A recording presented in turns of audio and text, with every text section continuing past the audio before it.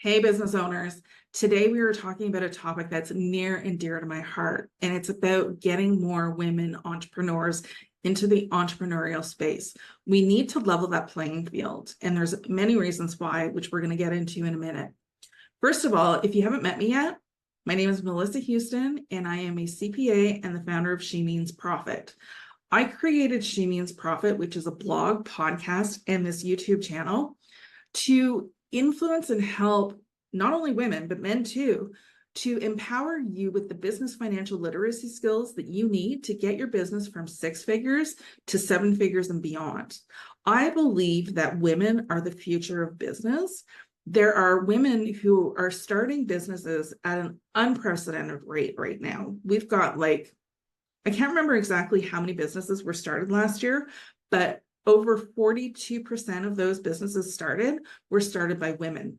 Okay, women are changing the world now. This is our time to shine. We are coming in and we are showing them what we've got. But the thing is, only 1.9% of those businesses, of those 13 million businesses that are owned by women, only 1.9% are making more than $1 million of revenue. And that has to change. That's far too low. And how are we going to change it? Well, that's exactly what we're going to get into today. So there's many reasons why we need to level the playing field. And the first main reason is we need to focus on economic growth. So it's been said that if women reach their full potential, they could raise the global or the US GDP alone, just US, I mean, I'm not talking globally, US by $28 trillion, right? That is a huge boost to the economy. And when the economy is winning, everybody is winning. So just because that's just US data doesn't mean that doesn't apply to anywhere in the world, right? So the more women we have succeeding in business, the better off the economy will be. Women bring a different perspective to the table. There's a diversity of thought there. So because of the diversity of thought, we're leading to more innovative products and solutions. Diversity in leadership and decision-making can result in better problem solving, greater creativity, and more robust business strategies. There's a lot of value that women come to the table with. And if you're a man and you're still sitting here watching this video, congratulations. I'm really happy that you're here because there's a lot you can do to support women in business. Think about where you send your business to, right? How many of them are male dominated? Can we, add a couple of women dominate or women run businesses into that mix? Social impact is another reason, right? So when women are doing well in business, they are focusing on problem solving, and usually the problem solving starts within their community. They are community leaders, and they are more willing to invest their money into improving their community and support other women in business. So there's a real economic impact there and a social impact as well. And then the gender equity. Addressing the disparities that women entrepreneurs face is essential for achieving gender equity. When women succeed in business, it challenges traditional gender roles and contributes to a more balance of wealth and power. Okay. Now we're going to go through where the challenges are for women in business. Because of these 13 million women-owned businesses, approximately 42 to 48%, I can't remember the exact number, are making less than $50,000 per year. And that is unacceptable. There are a lot of great businesses that women are building out there, but we're facing challenges, and we need to address these challenges to make it easier for women to build their businesses. Because the reason why there's only 1.9% of women who are making over $1 million in their business are because of these reasons. And the first one, this is the number one reason, is access to capital. There is a huge gender bias out there when it comes to accessing capital for women. Venture capital firms are renowned for funding less than 3% of all their funding. All of the venture capital funding, less than 3%, is going to women-owned businesses. We need to change that.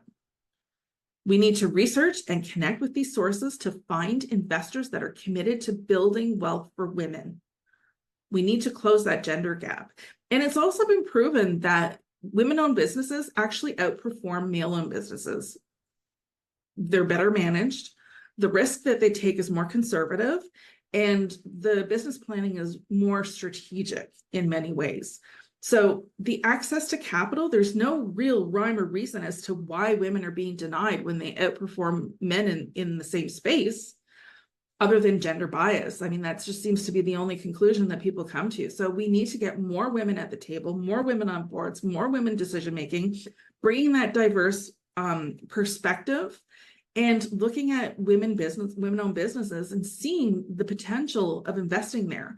I'm not suggesting that we invest in businesses just because they're women-owned businesses. I've interviewed hundreds of women-owned businesses, and I can tell you everyone I've interviewed has been very smart, very sharp, and had a great business idea and a plan to back it up. So there are valuable businesses being made and created and built by women every day. You need to find them and invest in them. Now, the second thing is we need to build strong networks for women. So think about the networking. And I know a lot of women complain about this, that a lot of the networking is happening on golf courses and male-dominated areas.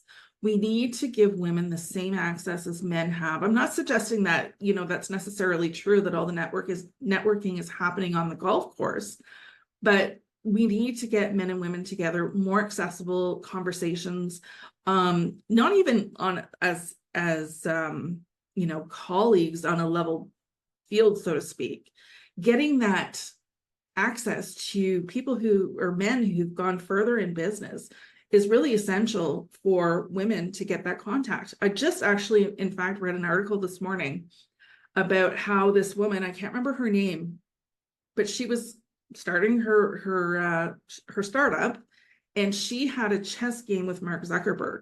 And because of the advice he gave her during that chess game, she was able to turn her business into $1 billion business.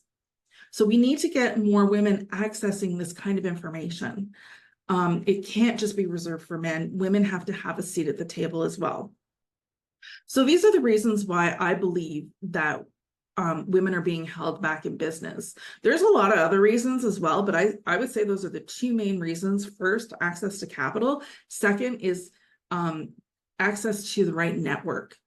And the reason why I exist at She Means Profit is because I want to help level the playing field in terms of helping you get your business a strong financial foundation so you can go from a 6-figure business to 7-figure and beyond.